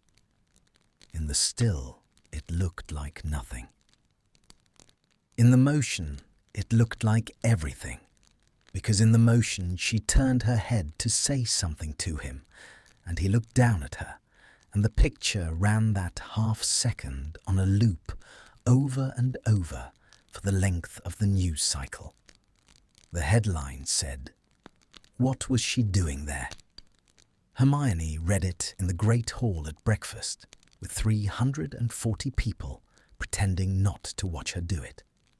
The piece underneath was 4 columns of nothing, dressed as concern. It reminded readers of the events of Easter 1998. It reminded them of the Wizengamot's decision in July, which a certain number of families in this country continue to find difficult to accept. It quoted an unnamed source close to the reconstruction effort who was troubled. It used the word vulnerable 3 times about a woman who had faced Bellatrix Lestrange, and Hermione noticed that and understood exactly what it was for and put the paper down carefully beside her plate. Ginny said, "Don't." "Don't what?" "That face. The one where you go polite." Ginny's jaw was set. "Say something horrible. I'll say it with you." "There's no point saying it in here." "Hermione." "They've been waiting for it," Hermione said. "That's what nobody understands. They have been waiting 7 months for the first crack in the plaster, because a saint is only interesting until she does one human thing, and then she's a story for a year." She folded the paper in half, and then in half again. "This was always going to happen. I only thought it would be about something I'd done wrong." The owls started that afternoon.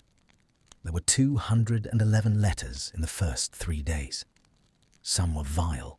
More were worse than vile. They were grieved.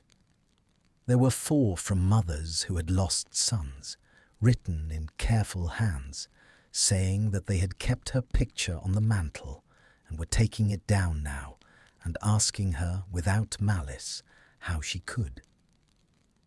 There was one from a girl of 11 in Kent who wanted to know whether it was true and whether Hermione was still brave.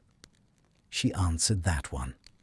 It took her 2 hours, and she burned 3 attempts, and the fourth was not good enough either, and she sent it anyway. Harry came up from London on the Friday. They walked out along the frozen edge of the loch because there was nowhere in the castle they could talk without an audience, and the cold came off the water in a flat grey blade, and the reeds at the margins stood locked in ice. He did not speak for a quarter of a mile. That was Harry. He arranged things first. "Is it true?" he said finally. "That depends entirely on what you think it is. Don't do that. Not with me. You do it to everybody else, and I let you, and I'm not letting you today." He stopped walking and turned to face her, and there was nothing hostile in it, which made it harder. "The prophet says you were at the manor with Malfoy. That bit's true, because Ron went and asked at the disposal office, and they confirmed you signed in at 10 past 10. So, I'm not asking about that. I'm asking about the other thing. The thing everybody in that castle is asking, and won't say to your face." Hermione looked out at the ice. "He mended a book for me," she said. "What?" "In November. The Kinver Ariadne, 1603, water-damaged past saving. I'd written it off in the ledger. He took it to pieces and dried it and resewed it on linen cords, and it took him about 12 hours, and he learned how to do it out of a manual badly, and he left it on the table without a note."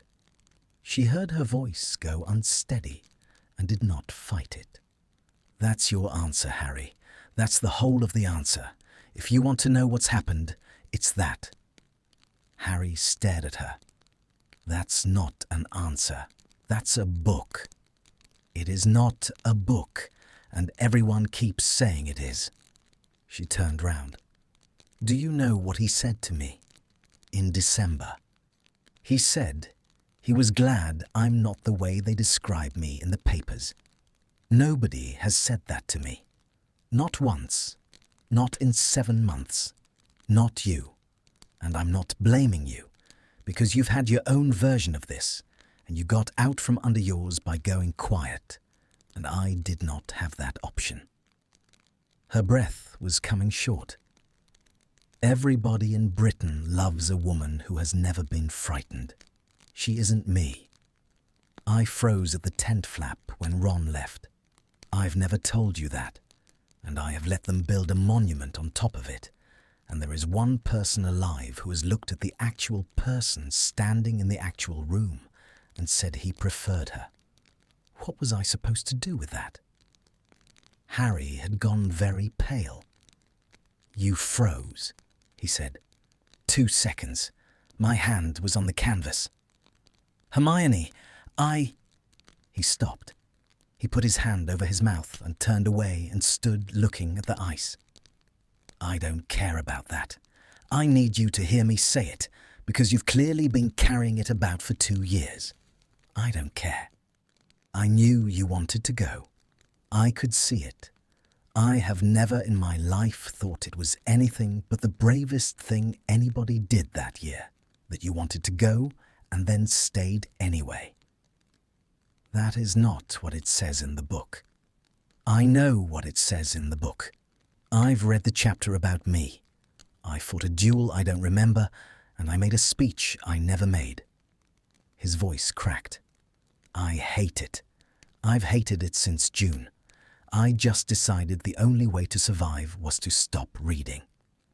They stood a while in the wind. "Is it him?" Harry said at last. "Or is it that he's the only one who saw you?" "I don't know," said Hermione. "I have asked myself that 400 times, and I don't know, and I have decided I'm allowed not to know yet." Harry laughed, once, wetly, and wiped his face with his glove. "That's the least you answer you've ever given me."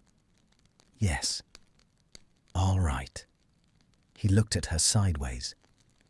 "He was at that trial in July. I sat through the whole of it. He didn't lie once, and he could have, easily, and his mother's counsel wanted him to. I noticed at the time, and then I put it away because I didn't want to think about him. A long breath. If he hurts you, I will take him apart with my hands. I know. I mean it in a completely non-metaphorical way. I know, Harry. The summons from the ministry arrived on the Monday, and it was not a summons, because Pilbeam had far too much delicacy for that. It was an invitation to a preparatory conversation regarding the unveiling on the 20th. The room they gave her was on level 2, and it had no window. Pilbeam sat with his hands folded. Vance was there, which told Hermione everything. And a third woman from a department that did not appear on any published organizational chart sat slightly behind them both and never said a word. "We are entirely on your side," Pilbeam began. "That is the sentence people say," said Hermione, "immediately before they aren't." He blinked and recovered and produced the folder. Inside it were 3 pieces of paper. The first was a draft statement prepared for her signature, in which she clarified that her presence at the manor had been in a strictly official capacity, that no association of any kind existed, and that she regretted any distress caused to the families of the fallen. The second was a schedule for the 20th, in which she would speak for 4 minutes on the theme of the courage of ordinary witches and wizards. The third was a single sheet of figures: the Muggle-born Resettlement Fund, current subscriptions, projected subscriptions following publication, projected subscriptions following adverse publicity, which was a column full of very small numbers. 9,000 galleons, Pilbeam said gently. 206 families. I do not say this to distress you. I say it because you are the only person in this room who can move that figure, and you will want to have the facts. Hermione looked at the sheet for a long time. "And if I don't sign?" "Then nothing whatever happens to you," said Pilbeam, "which is rather the difficulty. You are quite untouchable, Miss Granger. It is other people who become touchable." He straightened the folder's edge with one finger. "There's a young man with a probationary sentence and a set of restorative conditions. Those conditions are reviewed in March. I have no involvement with that review and no view about it. I mention it only because the papers will mention it, and the review board reads the papers, as we all do." The silence in the windowless room was total. "You're threatening him," Hermione said. "I am describing weather." She went back to Hogwarts on the evening train because she could not face the flu, and she sat with her forehead against the cold glass and watched the black fields go by. And somewhere south of Peterborough, she began to laugh, quietly, with her hand over her mouth, because the whole architecture of it had finally come clear. They had built a woman who was never afraid. And the useful thing about a woman who is never afraid is that she never needs to be threatened. You simply hand her the figures and she does the correct thing every time for the greater good and thanks you afterwards. She found him on the scaffolding at 11, working by wandlight, and she stood at the bottom of the ladder until he came down. "They've offered me a statement to sign," she said.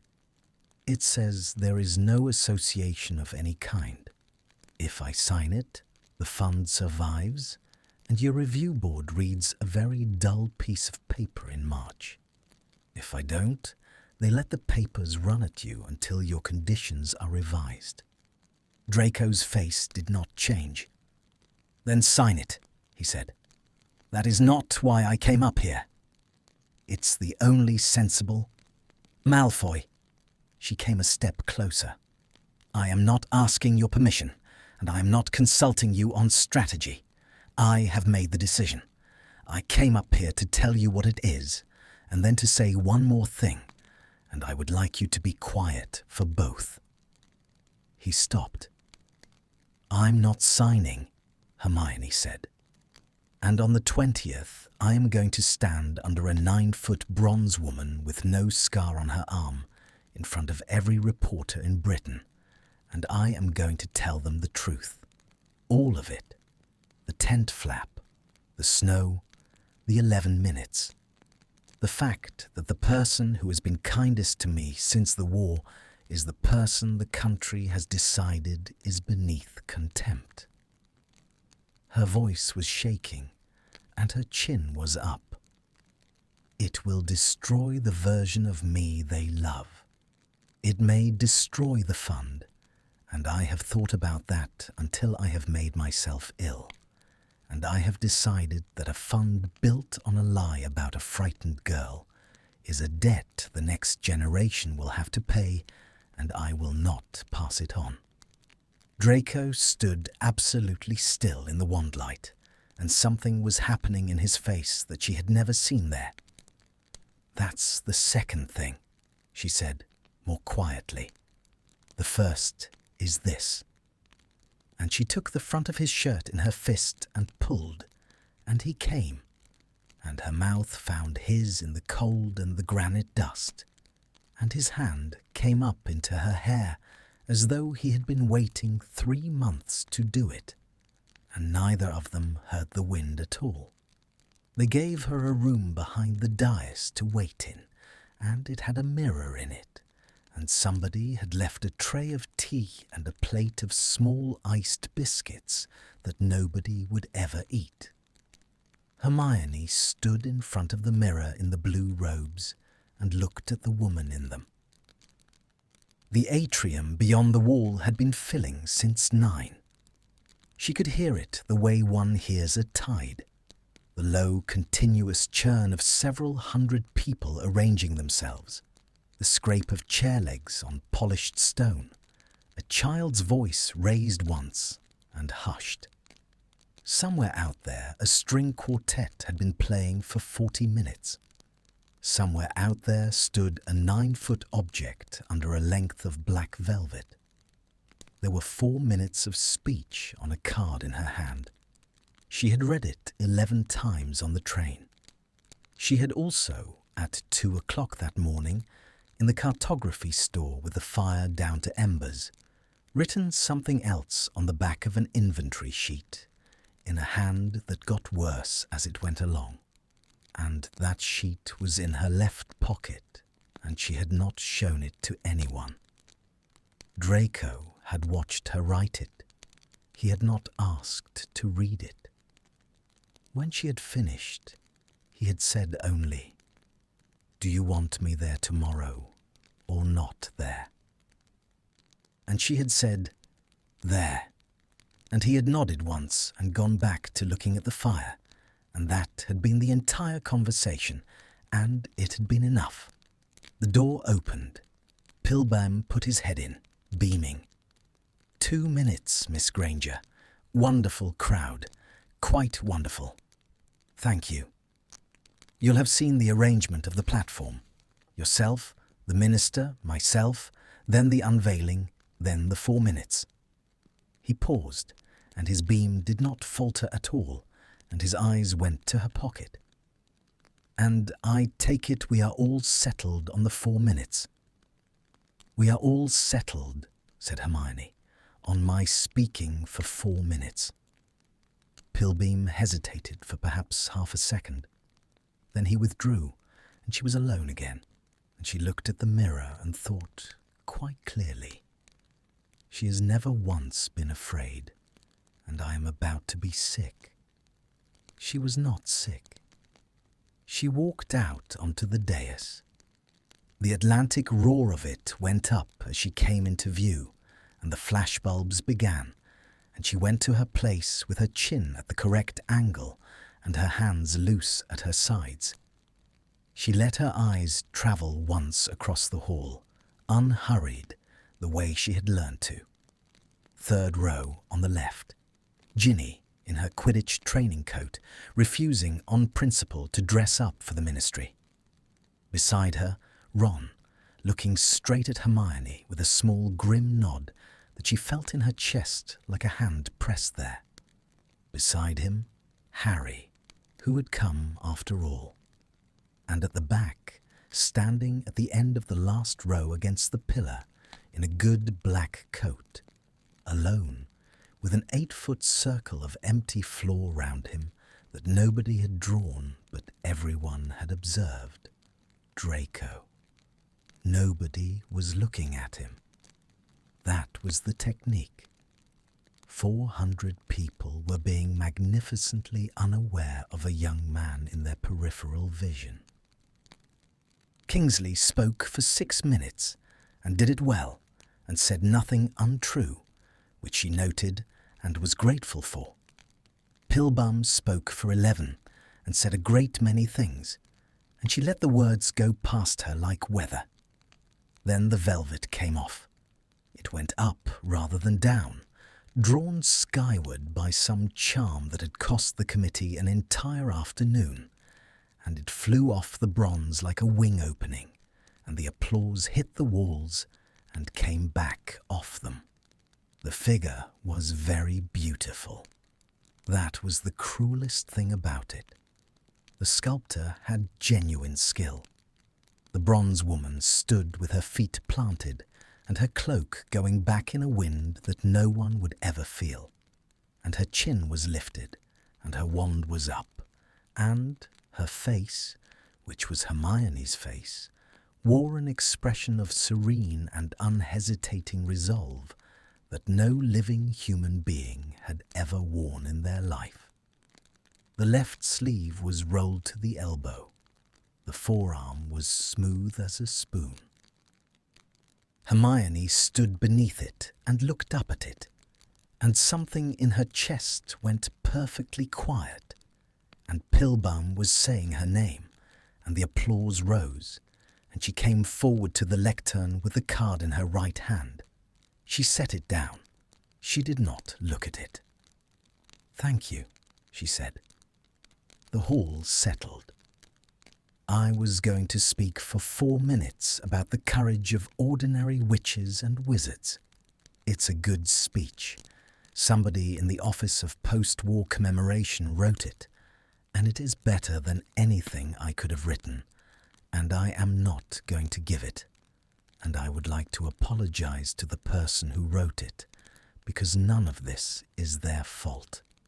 A ripple went through the front rows. She let it pass. I want to tell you 3 things about the woman standing behind me, and then I will sit down. The first, there is a book being written about me. In Chapter 4, I fight Antonin Dolohov to a standstill in the Department of Mysteries. It is the finest piece of writing in the manuscript, and it did not happen.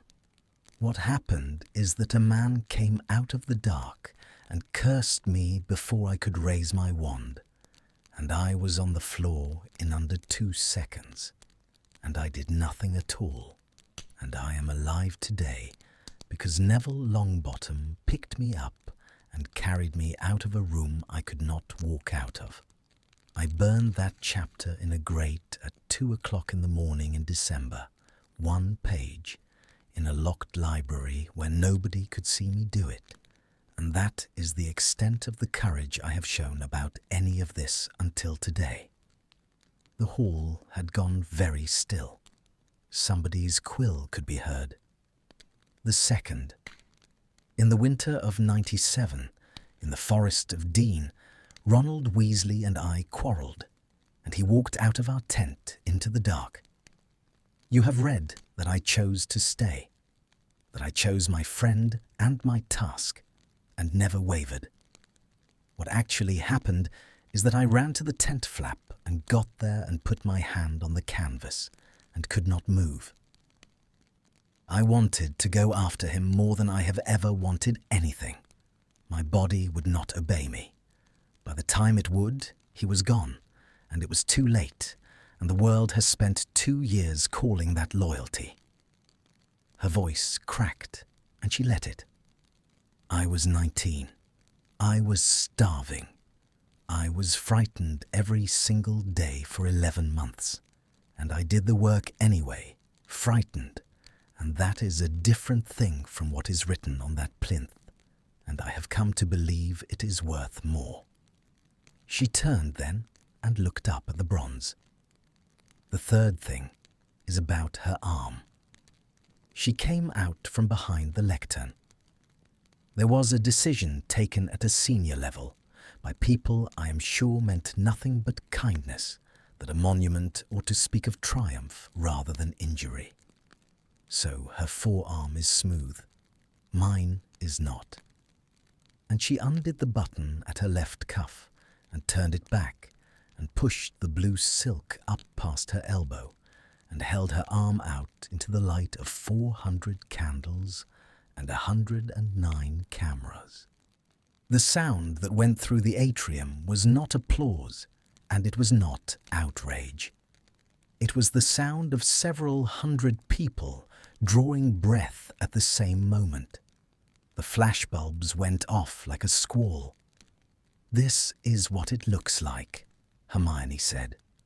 It was done in a drawing room in Wiltshire over 11 minutes on an afternoon in Easter of '98 with a cursed blade by a woman who wanted the answer to a question I did not give her. It does not heal. It will be on my arm when I am 80. You have been calling me the witch who was never afraid for 2 years, and I have stood underneath that sentence and let you.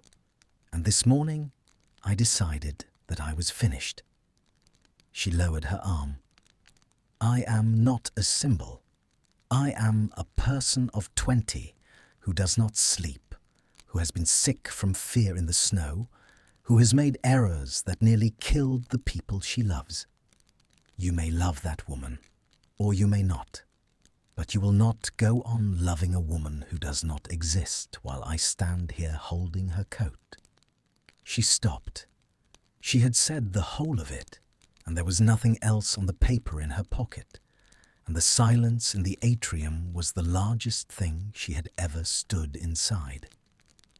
And then a voice from the back of the hall said, "Might I say something?" Every head in the Ministry of Magic turned. Draco Malfoy came out from beside the pillar and walked up the center aisle. He did not hurry. The sound of his shoes on the black stone went the whole length of that hall, and 400 faces tracked him, and the aisles seemed to widen as he came, and Hermione stood on the dais with her sleeves still pushed up and her heart going like a hammer, and did not move. He stopped at the foot of the steps. He did not come up them. "My name is Draco Malfoy," he said. "Most of you know it.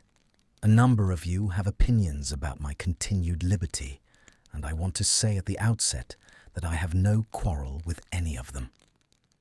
Miss Granger has just told you that her arm was cut in a drawing room in Wiltshire. What she has not told you, because she is more careful of other people than she has ever been of herself, is that it was my drawing room, my house, my aunt, my family's war." Nobody in the hall breathed. "I was there," Draco said. "I was standing by the chimneypiece. I was 17, and I had a wand in my pocket, and I did not take it out. I looked at the clock on the mantel instead, which is how I am able to tell you that it lasted 11 minutes rather than the hour it has occupied in her memory ever since." His hands were entirely still at his sides. "I have been asked to account for that under oath, and I did, and the court reached its decision, and this is not an appeal against it. I am not asking this room for anything. I have nothing to say in my defense, and I have stopped looking for something. I have come up this aisle for one reason. Every newspaper in this hall is going to print tomorrow that Hermione Granger stood underneath a statue and confessed to being frightened, and some of you will decide that she is diminished by it." His voice did not rise, and it carried into every corner of that vast room. I watched her on that floor. I was 4 yards away, and I have had 2 years to think about it, and I am the only person in this building who can tell you what was in that room.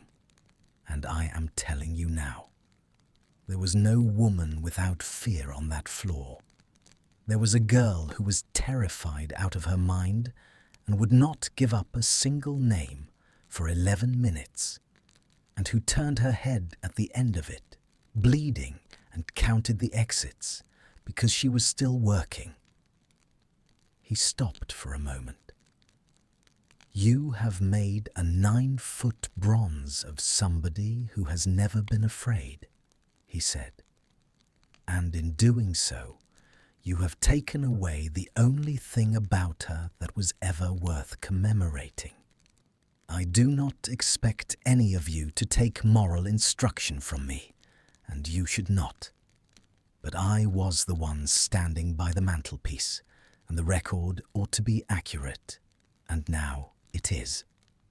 He inclined his head very slightly and turned and began to walk back down the aisle. He got 4 paces. Then, in the 3rd row on the left, Ginny Weasley stood up and began to applaud. And beside her, Ron got to his feet and did the same. And then Harry, and then a woman in the 2nd row whom nobody knew. And then a boy of 11. And then the whole of that enormous hall came up out of its chairs at once, with a roar that shook the candles in the air, and it went on and on. And Hermione stood on the dais underneath a bronze woman with a smooth arm, and watched him stop dead in the middle of the aisle, entirely unable to understand what was happening to him. The country did not forgive her all at once, and it never forgave her entirely, and that turned out to be survivable. The Prophet ran 3 separate front pages in 5 days and could not decide on any of them. The first was outraged. The second was moved.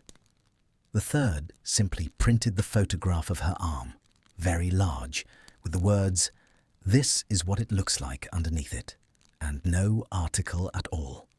And that one sold out by 9 in the morning and was reprinted twice. The letters came in their thousands, not 200 this time. Between the 21st of January and the end of February, she received 11,400 and some, and she read every one, which took until April and cost her a great deal, and she did it anyway. Perhaps 1/10 were foul. Perhaps 100 were from people who never wanted to hear her name again, and said so with the awful dignity of the grieving. And the rest, the enormous, unmanageable rest, were from a country that had been quietly failing to be brave in private for 2 years, and had just been told it was allowed. There was one from an aura of 40 who had not been able to enter a lift since May. There was one from a woman in Ottery St. Catchpole who had lost a son, and who wrote that she had put the picture back on the mantel, and that she wanted the version with the arm. There was one from Neville, 4 lines long, saying only that he had never once thought she needed to have fought that duel, and would she come to tea. The Muggle-born Resettlement Fund did not close in April. It closed its subscription list in March, having been oversubscribed by 19,000 galleons in 8 weeks.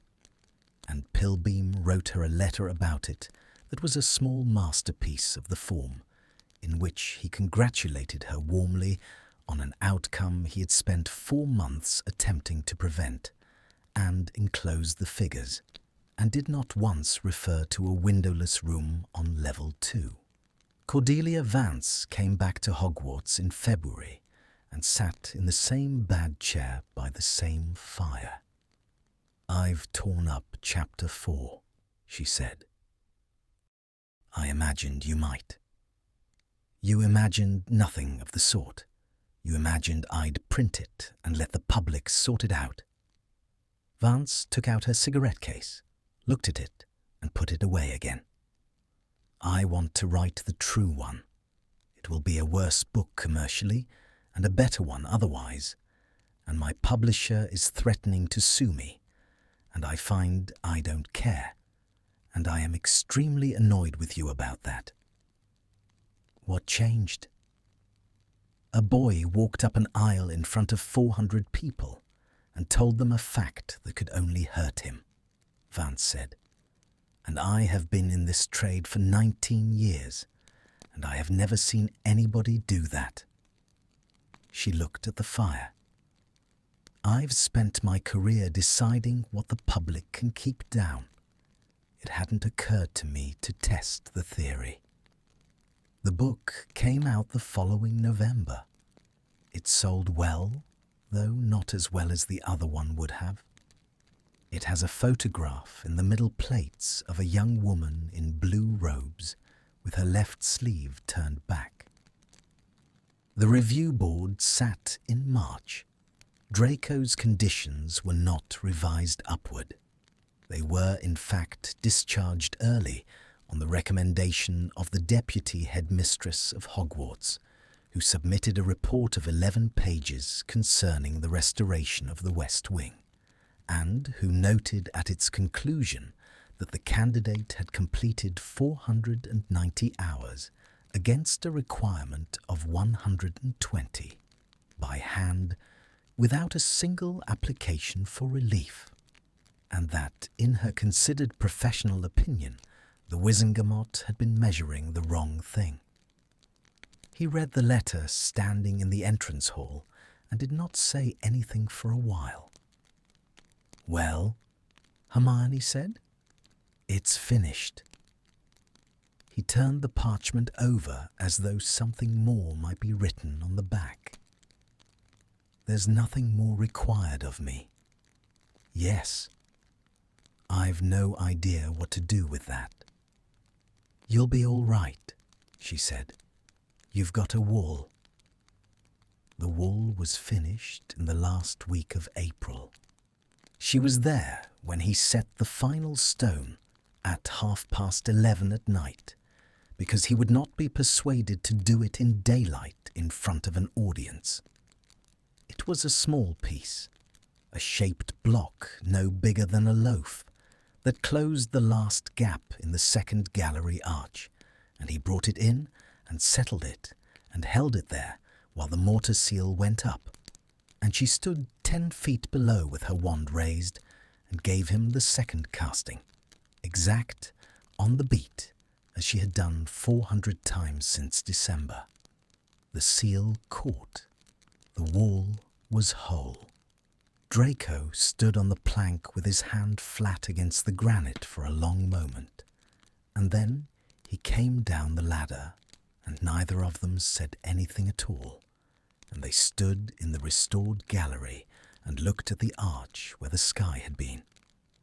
"Nobody will ever know which part I did," he said at last. "I'll know." "That is a very small readership." "It is the correct one," said Hermione. He laughed. It was not a sound she had heard often even by then, and it altered his whole face when it happened, and she thought, with a small private violence, that she intended to spend a considerable amount of time engineering it. They did not tell anyone for a while, not out of shame, which they had both had quite enough of, but because it was the one thing that was theirs, and neither of them had had a great many of those. Ginny worked it out in February on the grounds that Hermione had smiled at breakfast on a Tuesday for no discoverable reason. Harry worked it out in March and went for a very long walk and came back and said, "Right," and then said nothing else about it for 6 weeks. And then one evening in April asked Draco a technical question about mortar seals across the dinner table in front of 9 people, which was, in its way, the loudest thing he had ever done. Ron took longer. Ron took until June, and there was one conversation in the corridor outside the Charms classroom that was among the hardest of Hermione's life. And at the end of it, he said, "I'm not there yet. I might be. I'd rather tell you the truth than the nice thing." And she said that was the best offer she had ever had, and meant it entirely. Narcissa Malfoy wrote in May. The letter was 4 sentences long, on paper that had been chosen with immense care, and it said that she understood her son had formed an attachment, and that she would not presume to comment upon it, and that if Miss Granger should ever wish to come to the house, she would find that the drawing room had been taken out entirely, floor and walls, and a library put in its place. Hermione read it 3 times, and put it in the drawer with the letter from the woman in Ottery St. Catchpole.